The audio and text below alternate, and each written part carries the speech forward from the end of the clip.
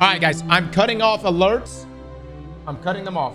Everything is off. It is just now us, this stream, and the 2 exotic missions. Hello, everyone, and welcome back. It's good to see y'all. Welcome to our 3rd of 3 developer live streams to talk about all the cool stuff coming up with Destiny 2 Into the Light. My name's Andy. I work on the social media team here at Bungie, and we've got an awesome set of topics to go ahead and cover today. But first things first, we wanted to go ahead and remind you guys of one clarification we made.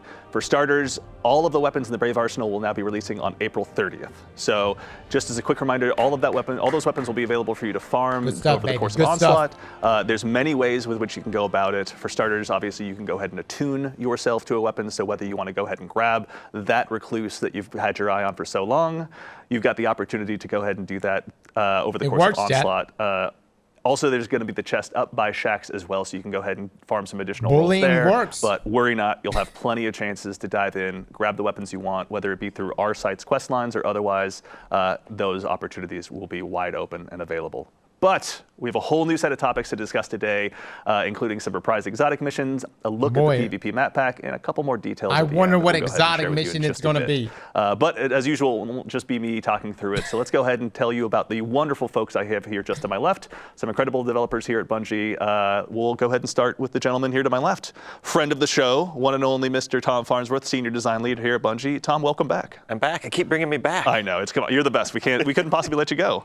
No, of course, I'm the creative lead for Into the Light, but we're really here to talk about all the great work the team has done and these individuals here with us today. And we're going to talk about some exotic missions, some rewards associated with them, and some PvP stuff. So let's dive in. Let's talk to everybody else here. Great stuff. We also have, now sitting just next to Tom as well, we have Rob Adams, one of the art directors here at Bungie, and kind of the person to help come up with the concept of Into the Light. Rob, welcome. Thank you. Thanks for having me. Excited to be here. Yeah, no, it's good to have you. We have a lot of fun stuff. We were talking before the show about a lot of cool stuff. We'll have plenty of fun details to dive into here in just a little bit. And of course, the one and only Willie Chang, activity designer here at Bungie. How you doing, Willie? Good morning. I'm doing well. For the folks at home that may not be familiar with you or your work, what do you do here at Bungie, if you don't mind my asking? I'm an activity designer for Into the Light. I worked on the 0 Hour reprise. Excellent. Well, with that, there it is. We may as well start diving into the show at hand. We have a lot of cool stuff to start with. In addition to, like we mentioned, some awesome reprised exotic missions, including the Whisper and 0 Hour. Both damn it, fellas, it's happening right now. But let's go ahead and start at the top with the Whisper. We've had a chance to go ahead and kind of pull back the curtain and look behind the scenes a little bit. Let's go ahead and start from the very top. Rob, you were there when it all started. Why did Bungie make the Whisper to begin with? Well, I think in the first few months of D2, I want to say like the first 3 to 5 months, we felt like there weren't enough secrets in the game. It felt like the game was pretty well known, you know, and kind of like discovered. And it just needed some big secret to be found by the players. And we thought that that would excite our community quite a bit. Like it would just go over really well. We hoped it would at least. Yeah. And we had all this nostalgia for the Vault of Glass and Black Spindle. I mean, one day we were just sitting in a conference room and we're like, what if we just made another Black Spindle mission, but we made it a lot bigger? Yeah. Right? Speaking of, we've got here on screen kind of some, if we can call it as such, original concept art, you'd say, for the Whisper? Yeah, it's concept art. Yeah, can you tell us a little bit about what we're looking at here? That's good. Well, that's actually the very first whiteboard drawing when we got all excited and we ran and found a conference room and we started, you know, drawing what this could do, what we would want to build. And really, this kind of shows some of the magic formula. You know, like we had a contract, really, that we called it a contract. And this was an unspoken agreement between us as devs and the hardcore, super engaged players. Yeah. And it really was, if you can pass a test where your mind is going to be tested, your fighting, right? Yeah. Is going to be tested, and you're going to be able to pass these tests, right? Yeah. Your movement, your mind, your fighting. Yeah. If you can get past these tests, you're going to be rewarded with great power. Yeah. And that was the contract. And so one of the other things we did, and you can see it up here in the upper left, is there's a little crack, and then the path continues. Yeah. And you know, that's the red herring. And so we thought, well, rather than lead players by the nose and have a bunch of narrative and make it really obvious what you're supposed to do, what if they get into this mysterious place and they don't know what to do? And when they go down the path that they think is right, it's not. You know, and they go blazing right past the actual opening. And so we knew we were pretty confident that was going to appeal to the hardcore players, because once they learned the path, they could then bring their friends in and show them, and then we would have the videos, you know, with the walkthroughs, and it would just appeal to as they let their friends go first that first time to watch them fall off the edge helplessly. Also, too, is, you know, to kind of focus a little bit more on the art direction as well. I think, to put it lightly, the vibe in The Whisper is pretty intense. Can you tell us what it was like, kind of imagining that space and bringing it to life? Yeah, well, we wanted this like intense mystery vibe, right? The mystery of I'm on IO and I found this place that I've never seen, I didn't know existed. And where does it go, right? And that mystery, and also the feeling of dread. And so a lot of that. And it's easy to get a vibe if you listen to one type of music, for example. So we were watching Stranger Things and listening to the soundtrack, and I got really into, you know, building this traversal puzzle. It has a really consistent vibe because it was just one type of music that was listened to for the whole thing. Speaks to my Hotline Miami fan inside, honestly. Also, too, is we've got another picture as well of the infamously titled Green Room as well. There was a really cool anecdote you had kind of about the development process of this. What was it like bringing this kind of very iconic, I guess I'd say, Destiny room to life? Yeah, well, this is funny because there was this thing that we wanted to try, right? Make a room that has a trap in the center, that if you mess up, you end up going down the trap and you get punished for it. And when you get out, you end up back in the room. And it just happens again and again and again. And there's all these different ways that you try to find your way out of this room. So the test was to make a tiny version of this, like 1/4 scale. And we brought it into the playtest lab. We had Cosmo and Dylan. We had a bunch of our testers and designers in there. And I just waited, right? And I waited for someone to find the hidden shortcut, right? Like, what would happen what's going to happen when they find that hidden shortcut? And so the first person that found it, they just screamed and started laughing, and then everybody started finding it. And based on that reaction, we knew we had something good. And then it got scaled up into what you see here. And back to the vibe thing again. When this got built, all I did was listen to Black Sabbath, the first 6 albums, like over and over. So it just has that really, really consistent vibe all the way through. And that's just a trick that the whole team uses to get a theme or a vibe. I love that. We're going to go ahead also too and start to jump in the activity so we can see this this vibe up close and personal as well. But here we are. We're back in The Whisper as well. Really quickly too, off the top, Willie, when it comes to, you know, bringing these encounters forward, bringing them to the modern era of Destiny, what were some of the bigger challenges that you'd say you have to overcome in order to make sure that they were fitting for today's sandbox? Yeah, so sandbox-wise, players nowadays pack a lot more power than they did before.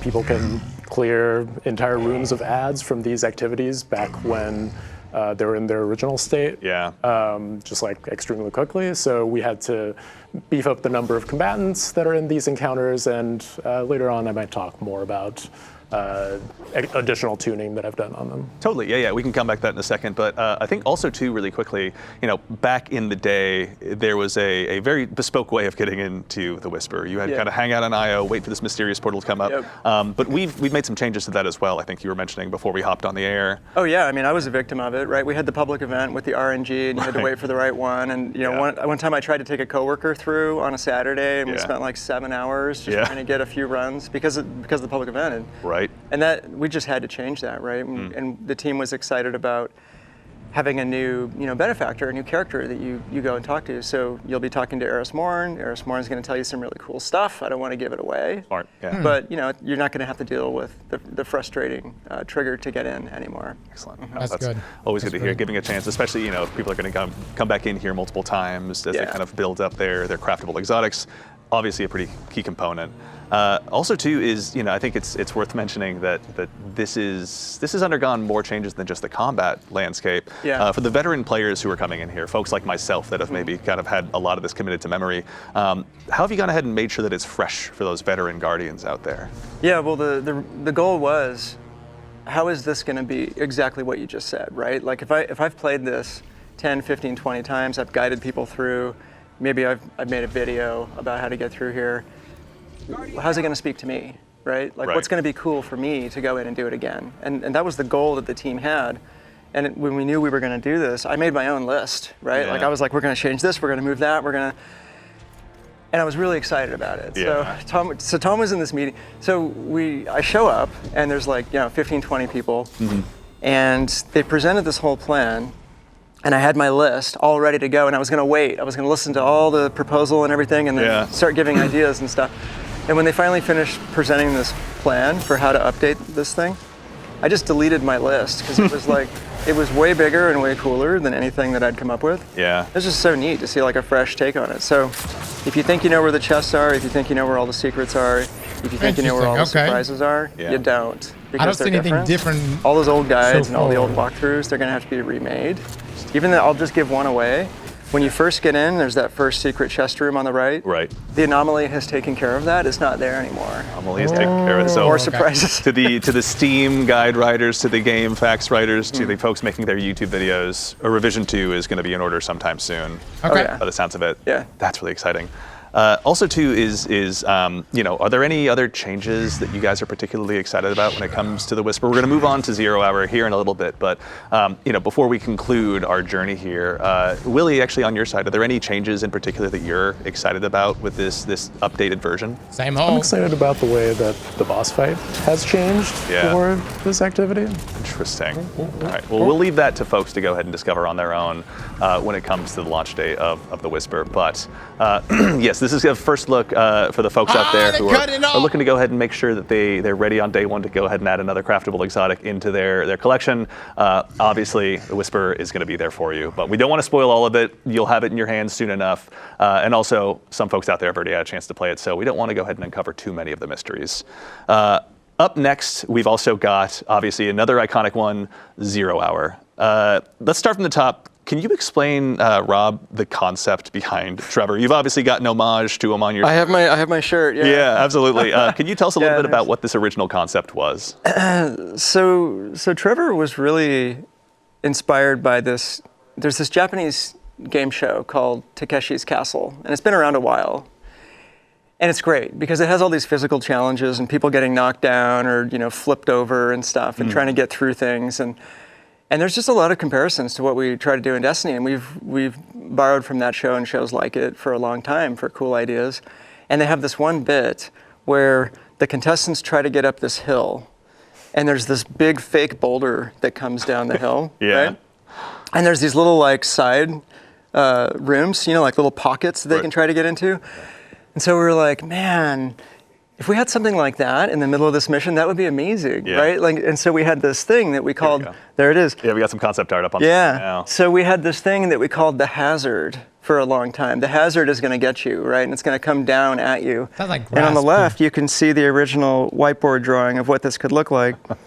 And there you see the hill with the slots. Yeah. We basically lifted off of Takeshi's Castle. Yeah. And then that evolved into what we eventually made as a maze, right? And then there's the very first drawing of Trevor. And on the right, you can see a concept art by one of our artists named Fan Gao. And when I looked at it, it had a bit of a vacuum cleaner look. It didn't quite nail the fear. Sure. Which we might talk about in a second here. Oh, yeah. So then on the far right, you can see the centipede legs and the light and the final revision. That's pretty close to how Trevor ended up. Yeah, it definitely it feels terrifyingly familiar in some ways, we'll say. And I, kind of while we're on the legs, Good job, Tom. which brings up honestly another great example I'd love to touch on as well is, as a guardian myself, we've felled gods, we've fought some of the most difficult battles in the universe, whether it's against our fellow guardian or the many foes that set foot inside the solar system. When it comes to Trevor in particular, it elicits a very primal, sincere fear. How did you guys kind of elicit that from players who have obviously conquered so much?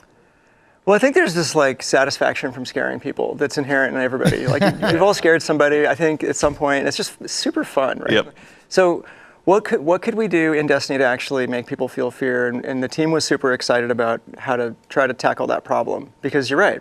Guardians can just jump away and we kill everything and we're just gods. Invisible and dodge away. Yeah, exactly. To do it, yeah. So how do you scare our players in the game, right? So the first step was drop you in a maze. Yeah. There's something in there that you cannot kill. You can't jump up because the ceiling is just above your head, right? Yeah. So those were the first 3 things. This thing is faster than you. Yeah. So you know you're in there with something that you can't kill that can go faster than you.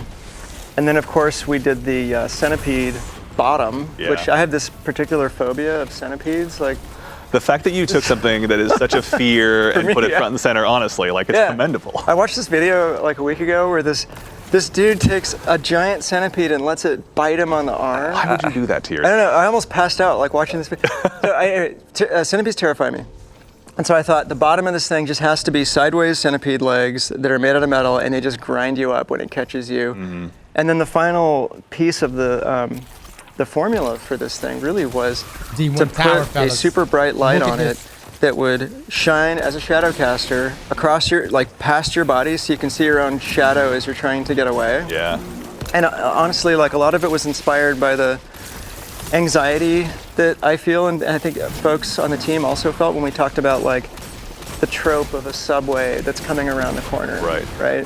So you see that finite just clock running out in front coming. of you. Yep. You see the light coming, and then you see the thing. Yeah.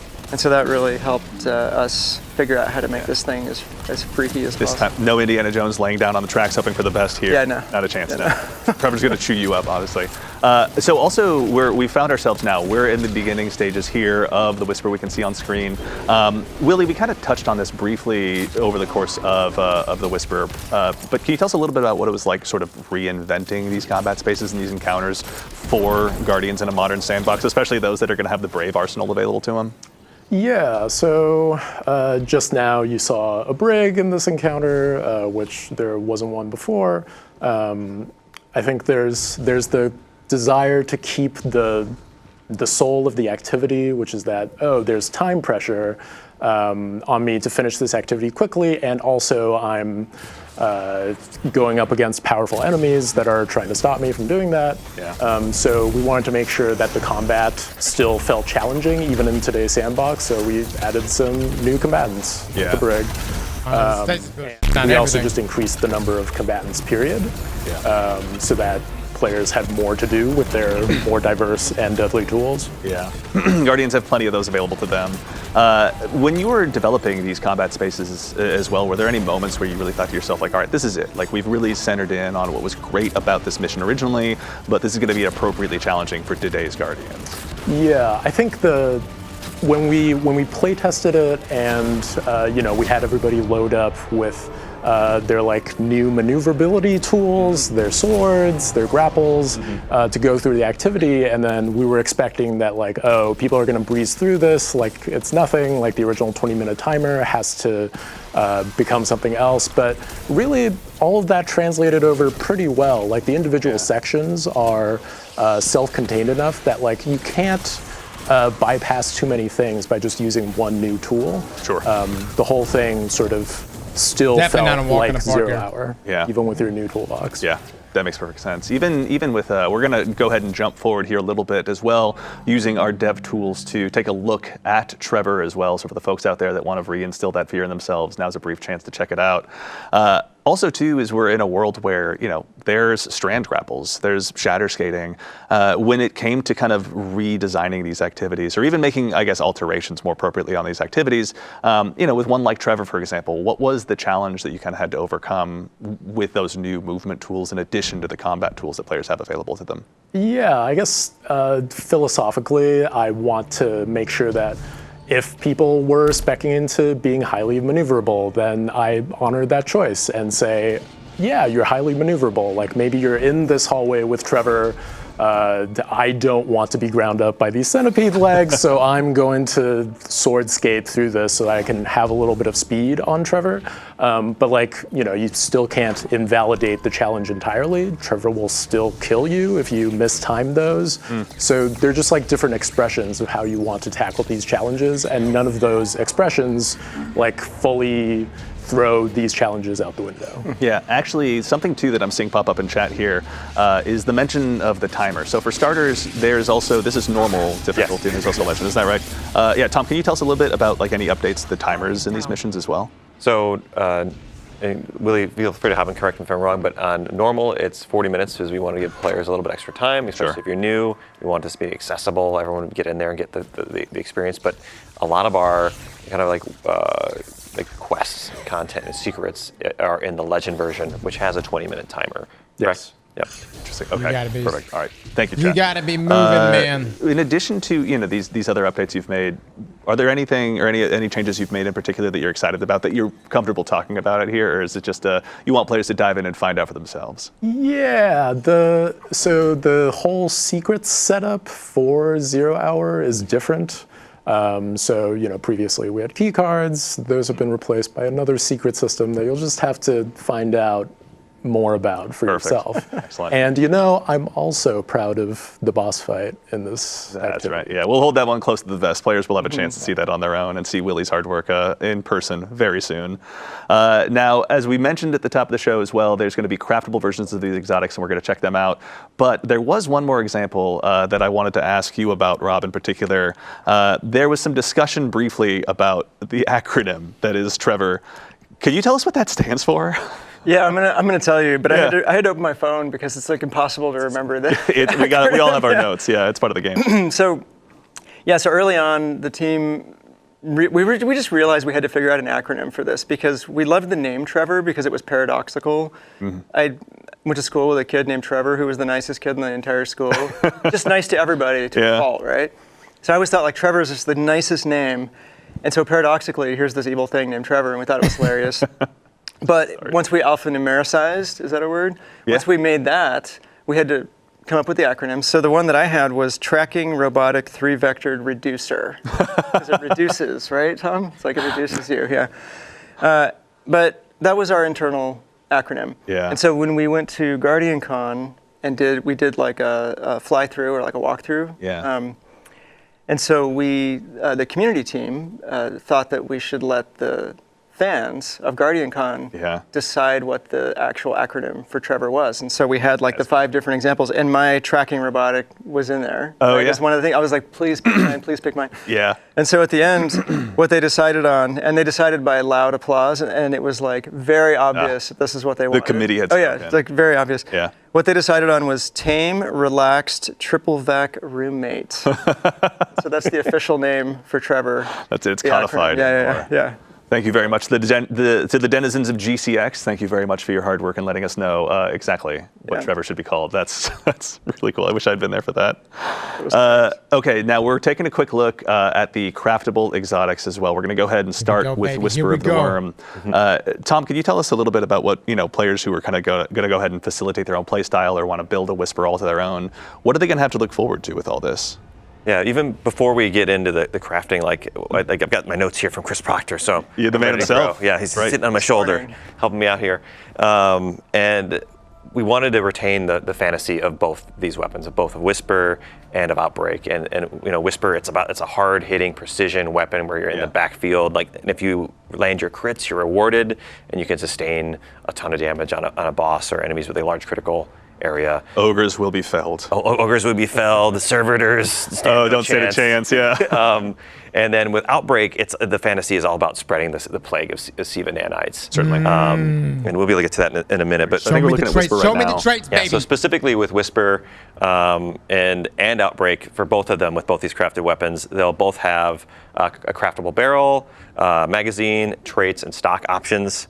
The barrel and magazine options will let you really push the stats around. So you'll be able to have a max stability Whisper if you want. Yeah. Which was really advantageous for a weapon that's about this hitting repeated critical hits. Certainly. In an area. And then specifically for the perks on Whisper, and both the perks on Whisper and Outbreak are things that by engaging in our secrets week over week, and both of these exotic missions, you'll be able to unlock them. No distractions. And for Whisper, it starts off with Mulligan, which is the classic perk where if you miss your shots, they get refunded. But if you upgrade it, you can get Field Prep, which will give you more shots, which equals more damage. Yeah. And then there's No Distractions, which will allow you to keep under fire, hold your aim on your target better. And there's also Enlightened Action, which is for more forgiving reloads. So there's, I think, a lot of options for players of different play styles and different skill levels. No distractions. And then just the cherry on top there with Whisper is that it's getting a reserves bump. So it's going to go from 18 in reserve to 24 in reserve. So you're going to have a ton of ammo to just like make it a sustained damage monster, which is super exciting. So ultra precise players like myself who never miss a shot will have even more. Why are you guys laughing? Why is that funny? No, that's really exciting. We also, we have Whisper the Worm in addition to Outbreak Perfected now joining the pool of craftable exotic weapons. Let's take a quick look at Outbreak as well while we're here hanging out in the Enclave. Tom, kind of, second verse, same as the first, same question. Can you tell us a little bit about some of the perks and updates that players will have available to them with their options to craft Outbreak Perfected? Yep, and so in addition to barrels and mags, it has its classic Outlaw perk is back. So you get your fast reloads on final blows, which works really well with Outbreak. It's all about also landing precision hits to either spawn nanites or to kill enemies and spawn nanites and spread that Siva energy around. Spread the plague. Spread the plague. And then the second one, though, that we're added here is Rapid Hit, which plays right into that. So like you land your precision shots, you get more stability, you get faster reloads. Rewind rounds. Then another new one is Rewind Rounds. It's hard for me to say. Yeah. Try it out. Yeah. Which refills your reserves from to minimize your reloads. So like if you're hitting shots, you're just going to keep getting more ammo, which is really kind of interesting. Perpetual motion machine, no perpetual death machine. So yeah, it's like do you want the reloads, or you just want to keep shooting? And then there's also a Head Seeker, which I think maybe for PvP or for certain play styles where like you're less focused on your critical shots. That's something to think about as well. Right. In terms of catalysts, if you already have them, you're golden. You can craft those. If you don't, play the legend version of Whisper and 0 Hour, and you'll have a chance to get them. Very cool. So that's still in there. And then, as I mentioned, for unlocking these new intrinsic perks that you can slot in, it'll be like a 3-week mini quest line that rolls into the secrets for each of these. And Whisper is coming at launch with Into the Light. Exciting. And 0 Hour is coming in May. Perfect. Okay. So it'll be a chance to go ahead and sink your teeth into 0 Hour for a while before you go ahead and change your attention and start unlocking another one of the storied exotics of old. Also, it's worth mentioning that there are more than just the craftable weapons available as rewards in these missions. There's some tried and true ships. Now, we were talking a little bit about this earlier, but as someone who still to this day wears 1,000 wings. You and me? Yeah, like we know the feeling of getting that ship and finally having that I was there moment. The ships are making a return as well, isn't that correct? Yeah. Okay, so for both Whisper and for 0 Hour, they're coming back. Is it the exact same ship, or are there going to be changes on them? No, these are actually new assets, right? They're new ships, so they won't be the same. They won't sit in the same spot in your inventory, and they are updated to look really cool and new. And I think they're exciting, especially we took the old scrap drifter ship that was, I think. Not really loved particularly by the community because it was literally scrapped together from spare parts to get built, and so we did a really nice pass on that. So it's inspired by the look of Outbreak Perfected, and I think it looks great. I think the community is going to love it. Yeah. And then we have the Whisper ship, 1,000 Wings. It's got a new design, so you'll still have your old 1,000 Wings, and if you have that equipped, players are going to know that you're OG and that you got it back in the day. Oh, yeah. And the new one is going to look like the new one, so there won't be any mistaking the old one for the new one. Very cool. I like that. Excellent. So for the players who want to go ahead and continue to build up their collections, there's a chance to go ahead and dive back in. Maybe they weren't there originally, but they want to go ahead and join the 1,000 Wings Club to a degree. Exactly. Excellent. So there'll be a chance to go ahead and unlock those as well. Excellent. Well, I think we are actually about at the point of the show we're going to go ahead and get ready to rotate over to the PvP map pack. But for starters, let's go ahead and make sure we thank our incredible team of playtesters here, going ahead and showing off the missions for us. Ashley, Peyton, and Michael, thank you all so much. Very much. There we go. We're getting some waves from the backstage. Thank you all so much for the time. And of course, Willie, I think this is unfortunately the time now we bid you adieu to go ahead and transition into the PvP Thanks map. for having me. See you soon. Awesome. Willie, thank you so much. All right, we are now joined by another member of the Bungie development team, a staff artist here who has helped made many of the PvP maps that you've also known and loved, the one and only Mr. Cooley Callahan. Cooley, welcome to the show, man. Here's the map How's it going? guy. Okay, Good to see you. Thanks for having me here. Absolutely. It's been so long. Yeah, it has. It's been a minute. Look at us, right? That's full circle. Yeah. Now, we were talking a little bit before the show about Cooley. I'm going to go ahead and do us all a favor and put Cooley on the spot to a degree. Rob, we were talking a bit about Cooley's history. We were. Can you tell us a little bit about the man sitting just to your left, the contributions he's made to the PvP pantheon? Yeah, well, one of the things that was really important for us was to make sure that the strike team was stacked, that we had the best designers on the strike team. And so Cooley is certainly one of those. He's a 6-year veteran of the PvP team who shipped over 11 maps. Yeah. A lot of them are fan favorites, and I'm not going to steal any more of Cooley's thunder. I'll just let him talk about some of that. Yeah, it's not everyone's a banger. I mean, there's definitely some maps that people would want some words with me. We'll save that for later. But what are some of the bangers? Come find me.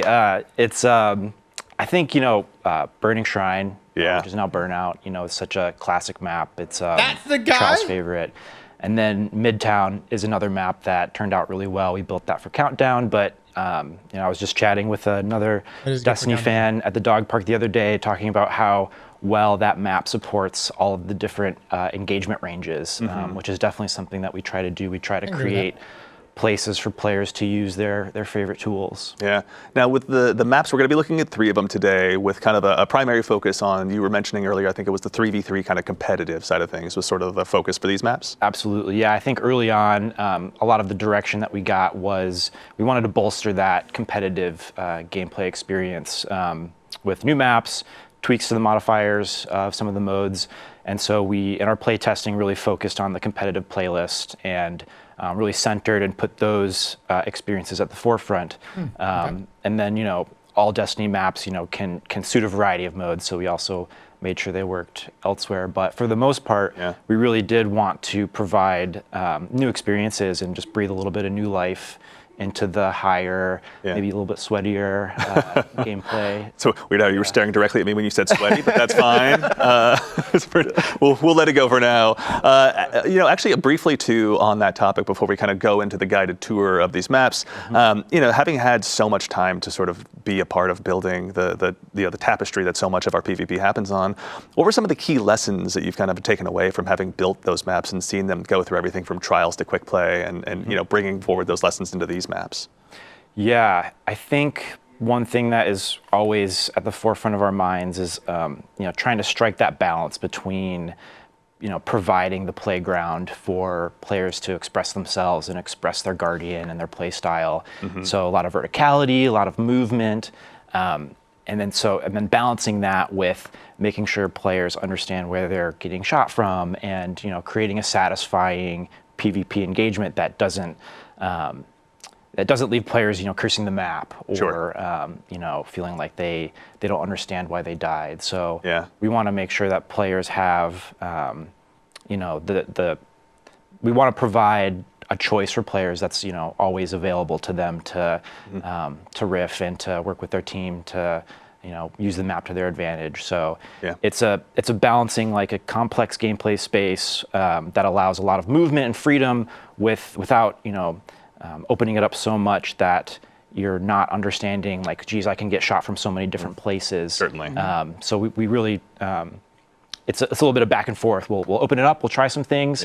Especially this time around, we tried some stuff and got into the weeds a little bit. But I think that's all part of the discovery process of finding the gameplay that we want to create. And so we go a little further, maybe too far in the openness and Swiss cheese, and then we bring it back and make it a little bit more focused and really dial in the engagements that we want. That's awesome. I mean, speaking of getting in the weeds, there's no time like the present.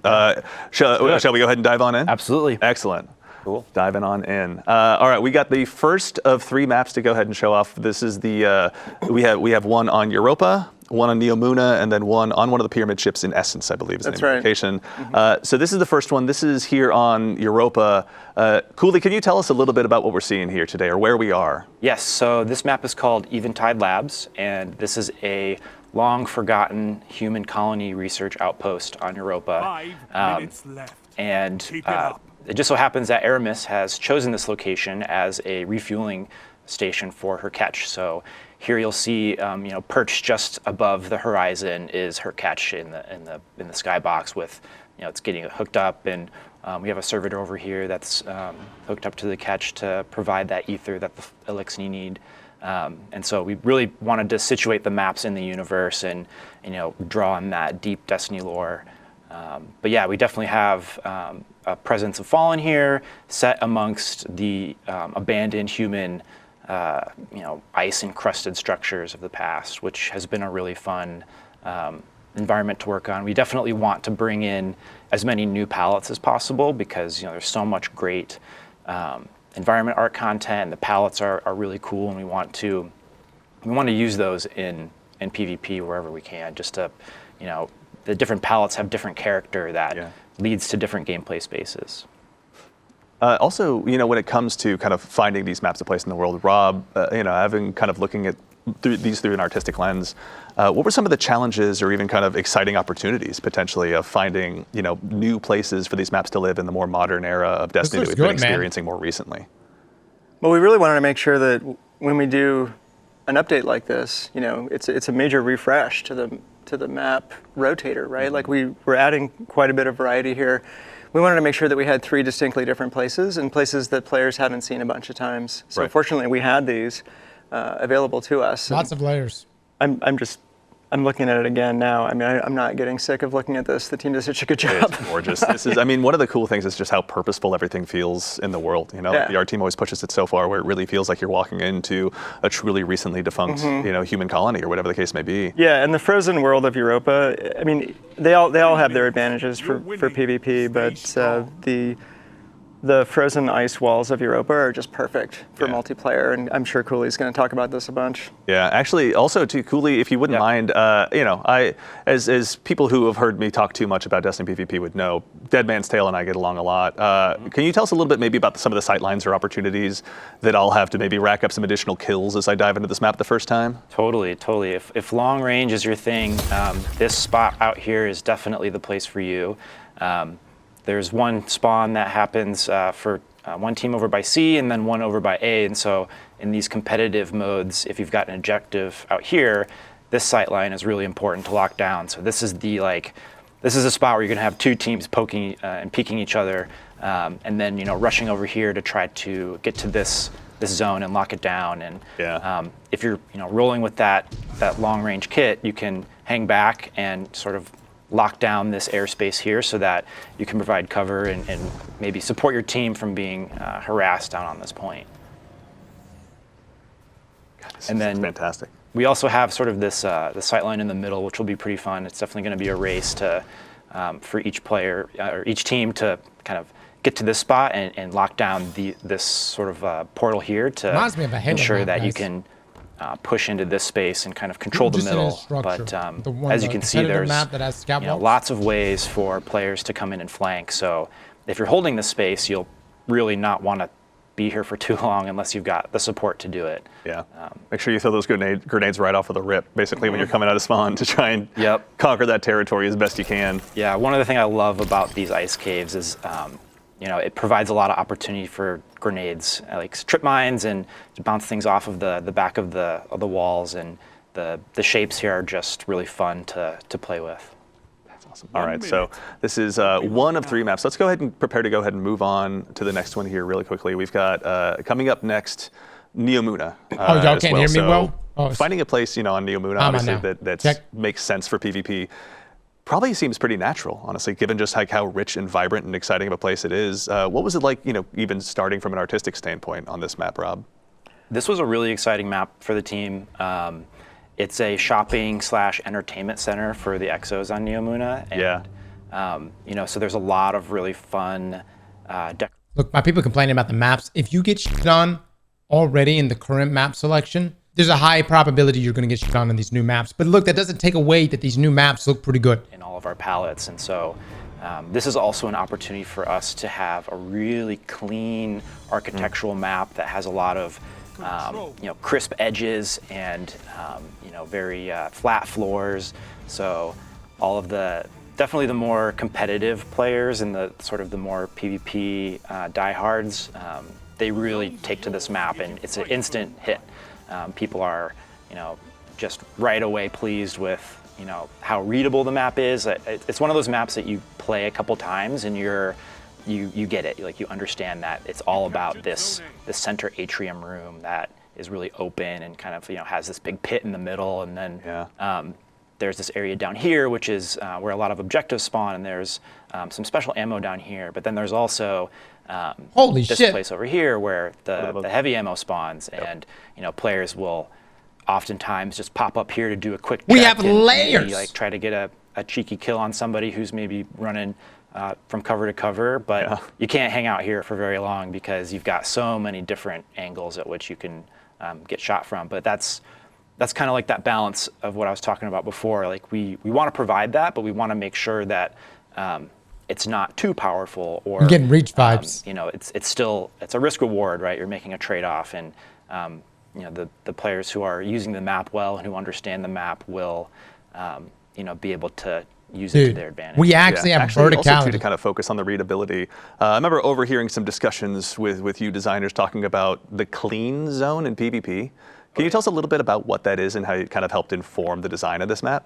Yeah, definitely. I think the clean zone is something that, you know, a lot of developers really use to sort of create this space for the player to pop, right? To like really stand out from the environment. And so for us, it's about where the player's head height is. And this map is, you know, just one of the examples of how it can really provide for a good PvP experience to have this sort of mark on the wall where you can kind of expect players to reside in. Yeah. Till they jump around and strand suspend you in the air, and you're just left there. Dude, this is when we need a 3v3v3v3 mode. Like, we need that now with a map like this. Fantastic. Yeah, this is, I will say, one of the maps that, having done a little bit of play testing myself, I still have to give you credit for perhaps one of the most diabolical heavy weapon spawns, or heavy ammo spawns, rather, I should see, in any PvP map. Like the sheer amount of risk reward that goes into just making your way safely, or so you think, out to that particular territory. Right. You know, as you guys were even building that balance in of these consumables on the map, Cooley, what was it like sort of having that process evolve or grow? Yeah. You know, typically when we start laying out a map, we just kind of start with control because it's a good base point. It requires 3, you know, very well-defined combat pockets that have an objective in them. You can't go to the bottom? From there, we start mapping out the other objectives that might exist on a map, like the heavy ammo point. And I think we've kind of gravitated more toward having special ammo live next to some of the other objectives on the map, so you're not constantly having to make a choice of where should I go. But we kind of map those things out, and it's sort of a formula. There's definitely a sort of a order of operations, so to speak, of you start with, you know, these big strokes. You go to the next stage and start making sure that you've got, you know, space and combat pockets for, you know, maybe Dominion or, you know, some other game modes, and things just kind of fall into place from there. Yeah, excellent. All right, and we got one more map to check out as well. I guess you guys are right. At home. We're going to continue our guided tour, and we're going to make our way over. Damn, that's a bummer. To one of the it's a beautiful map. Out the final PvP map that'll be releasing in this pack.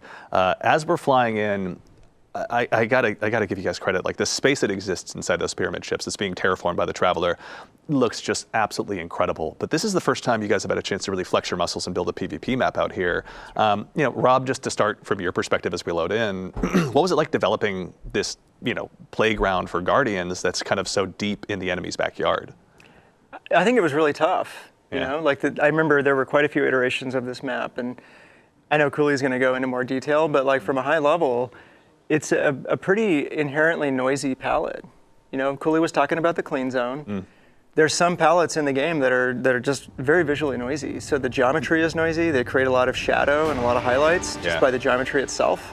And then the textures, the shaders that are on the geometry, those can be noisy. Yeah. And then there's the clutter of the palette. So when you have an environment with a lot of entropy and there's just rubble everywhere, there's like garbage strewn around or plants hanging down, like we often do in Destiny, we have to declutter. Some of like the European dead zone maps, for example, are highly cluttered. And so this was an example of one of those fairly entropic, high clutter palettes that the team had to kind of wrangle into shape. Yeah. And I'm sure Cooley's going to talk about that process because it was quite a process. Yeah. Actually, yeah, Cooley, I'd love to continue and just start there. You know, taking this space on a pyramid ship and kind of making it suitable for a PvP map. What was that process like from your perspective, kind of from more of a design side?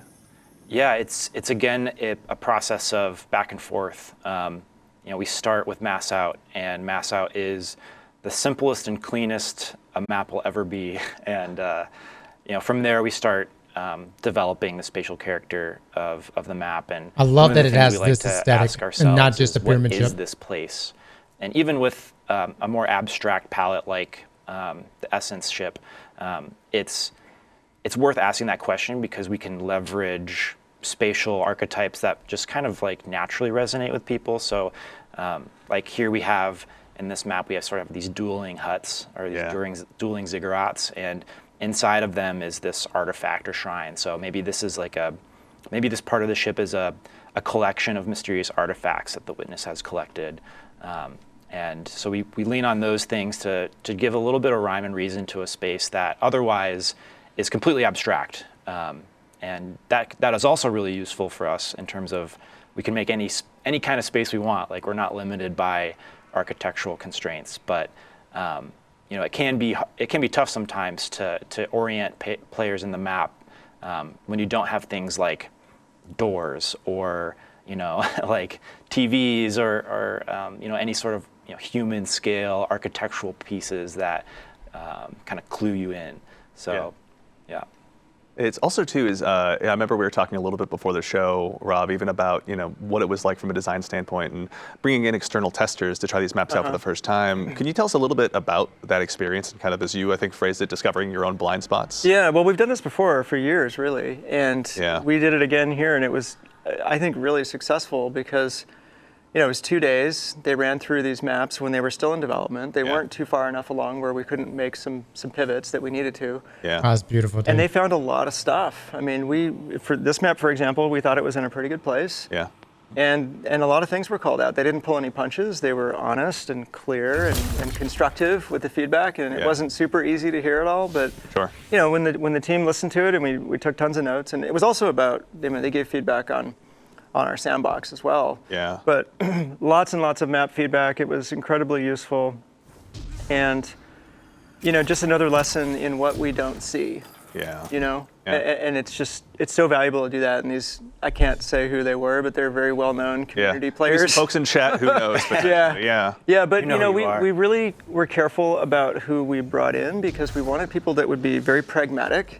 They weren't interested in their own YouTube monetization strategy or how they particularly make content. They wanted the game to be in a great place. They wanted PvP to be in a great place for the community and for Destiny. Absolutely. Right? And they were carefully selected that way, and great communicators who could articulate the feedback. They could really speak to what they were experiencing and what we could do to fix what they were experiencing. Yeah.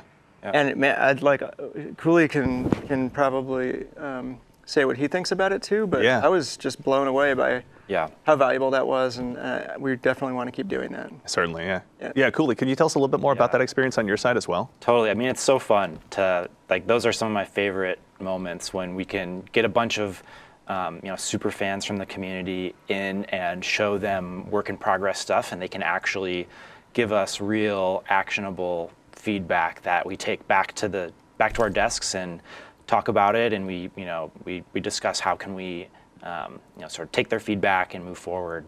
And this content is for them in a big way, right? Like we need their approval. Like we absolutely, that's our mark. That's our goal. TLDR, if you guys don't like this map, just know we as a community, at least some of the members, played a role in the making of this map.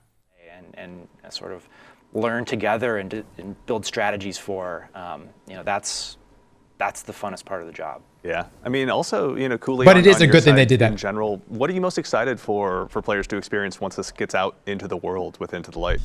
Yeah, I'm excited to see these maps rotate into trials. I'm excited for players to have a totally new trials experience that, is going to be a sort of an experience of discovery of these new spaces and new strategies, and for players to also, the meta isn't really formed yet. I mean, like we sort of know how the map plays, but it's always a fun surprise to see in the wild just how the map ends up sorting out and what people end up doing, and we're really looking forward to just watching what happens. Yeah. I mean, I count myself among the many that are excited to go ahead and dive on in, having more playgrounds to go ahead and dive on in on trials, no matter what the case is, to maybe try and go ahead and actually get some more competitive rank. Cooley, thank you so much for taking the time to walk us through these today. We really appreciate it. Anytime, my pleasure. Excellent. And all right, well, we'll go ahead and use that as a moment to conclude the quick tour of as well of the PvP maps. We got a quick question from chat from Jakasor asking about, are we going to get a playlist or mode? It'll be just these new maps during Into the Light. And the answer is yes. When they launch on May 7th, we'll have a 3v3 playlist to go ahead and talk just about these items. I'd rather let you play just those maps. Rather, we're talking about them today. They're all going to be playing them very shortly. All right, well, that so far wraps up So the first May the 2 7th on segments the of our maps, show. is that right? But we've got, as I mentioned at the top, a few more announcements for you as well. So you may have heard us mention the word Pantheon in the TWID last week, or even on the show here last week potentially as well. We have got a brand new raid boss gauntlet rather, starting on April 30th. Now there will be more information about this in an upcoming TWID. You'll have more details to dig into shortly, but you will have the Pantheon coming up where you'll have an opportunity to face grueling raid bosses in a weekly challenge with escalating difficulties and rewards. Now this is a chance for you to go ahead and rally your clan or the perfect fire team with Fire Team Finder, if you're able to track them down, to go ahead and track down those exotics, adept weapons, any emblems you may not have gotten your hands on, but we have more details for that in the coming weeks. Keep an eye on the TWID. What? I need more. I need more. Together. Andy. 2, when you dive on in on April 9th, actually rather before we get there, I'm sorry, we will have the opportunity to also, you'll have the opportunity to get a title through your course of Into the Light as well. So if you dive on in, go ahead and unlock all the triumphs associated with the seal, you'll be able to march into the final shape with a brand new title, Brave, as well. So make sure, go ahead and get those big challenges bit off, so that way you can handle them as early as you possibly can and let the witness know that you're on the way. And we have 3 really, really cool things hitting on April 9th when Into the Light launches. The first one is, if you're a new player, you got a buddy who's just jumping into the game for the first time, and you'd rather not hang out with Shahan and the Cosmodrome, then you have an opportunity to go ahead and just join the front lines. You can skip the New Light campaign, give Shahan maybe a high five on the way out. Holy hell. Bounty when you're back later, but you have a chance to go ahead and meet up with your friends, head to the Hall of Champions, grab the gift of the Thunderlords if you so choose, and get ready for battle alongside them. So you'll be able to go ahead and grab some of these New Light kits as well, depending on what your subclass of choice is out of the gate. But your barriers to dive in with your friends have never been lower. There'll be a chance to go ahead and dive on into everything you're seeing with Into the Light here. Also, we have a couple more things. We have some questions in chat about this as well from It's Zepsky and Atlas Live TV. But on 4.9, you'll have the opportunity to also change the way your character looks. So you'll be able to go ahead and change your hair if you didn't like your haircut, if you want to go ahead and change your face paint, if you want to go ahead and risk it to be one of those guardians who goes helmetless in the tower. I'm not sure if I'm brave enough, but I know many of you are. Your chance will be arriving very soon with Into the Light. And there will also be an opportunity to change your name. So Guardian4681 out there, with the launch of Into the Light, we're also going to give you 1 more name change token. If you already have yours sitting around, I believe you have 2, but our friends in DPS will be able to answer that question for you. But you'll have that chance as well once Into the Light launches. Wow. Now, there's a lot, but we also have 1 more thing for all of you. Next week, we're going to be joining you again for a special developer preview of some gameplay for Destiny 2: The Final Shape. What? Here, wherever you're watching live, you'll be able to go ahead and watch it on April 9th at 9:30 a.m. Pacific. Where you'll get a chance to basically, again, get a look behind the scenes. Bungie is riding that hype train right now. That you are definitely not going to want to miss. And over the course of that show, Twitch drops will be live. So there'll be another emblem, which you can see here live on the screen, that'll be available after about 15 minutes of view time. If you haven't gone ahead and also unlocked the emblems that you got as a result of this show, or that we're having available during the Into the Light streams, then you have a chance to go ahead and spend some more time unlocking those as well. But that does it. For starters, to all of you Guardians out there in chat, thank you so much for taking the time to join us. We're thrilled about what we've been able to show. Right, guys. Thrilled about what the team's been working on for Into the Light. So thank you for taking the time to join us. Chat, we see you out there having a good time, so thank you very much for taking the time to be with us today. Also, it goes without saying, but we'll go ahead and do so anyway, to the incredible team here at Bungie, building Into the Light, making all of this, the teams that you guys have been kind enough to represent. Thank you all so much for all of your hard work. We're nothing without the entire teams that we have here. Teams are obviously greater than heroes, and we're firm believers in that, and you're all great examples of that whole scenario.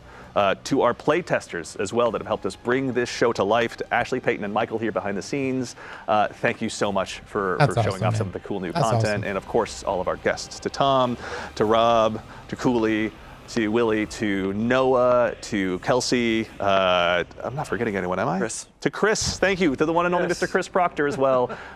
Thank you all for joining us. And now that is about it. So we're going to keep the stream here live until about 11:30, I believe, so you can go ahead and get a little bit more time racking up the last bits of those emblems. But in the meantime, that's it for all of us here at Bungie. Oh, also, I'm sorry, to the team of producers here, everyone here that makes this show possible, they have the challenge of making me look good on camera, so obviously their work is cut out for them. Thank you all so much for helping bring this show to life. And now, finally, we're going to go ahead and sign off, and reminder, Into the Light launches next week. But in the meantime, take care of yourselves, take care of each other, and we'll see you all Starside.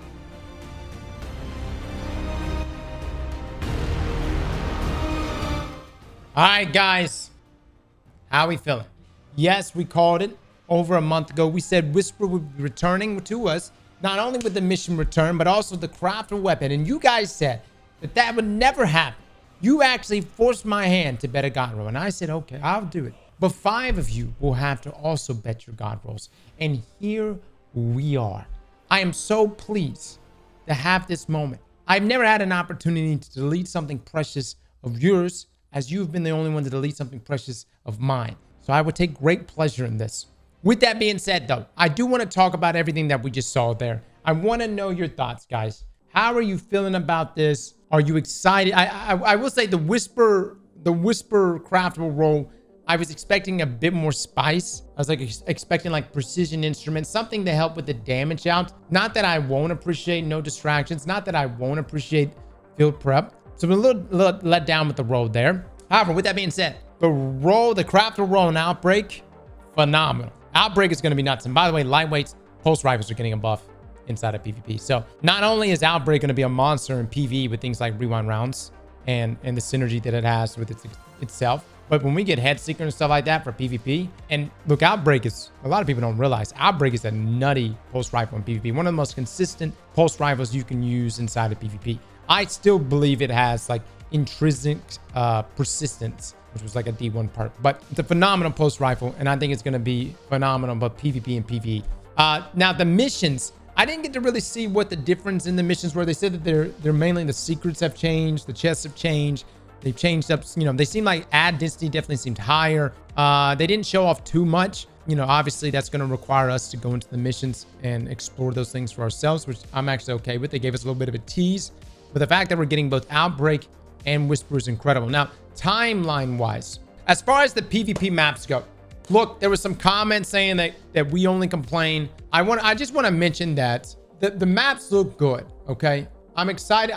Look, we haven't gotten a map in so long, so I'm really excited to be getting that, okay? So with that being said, though, the second map, I was under the impression that it was going to be like, it reminded me, like, can I show you the Halo map? Let me pull it up.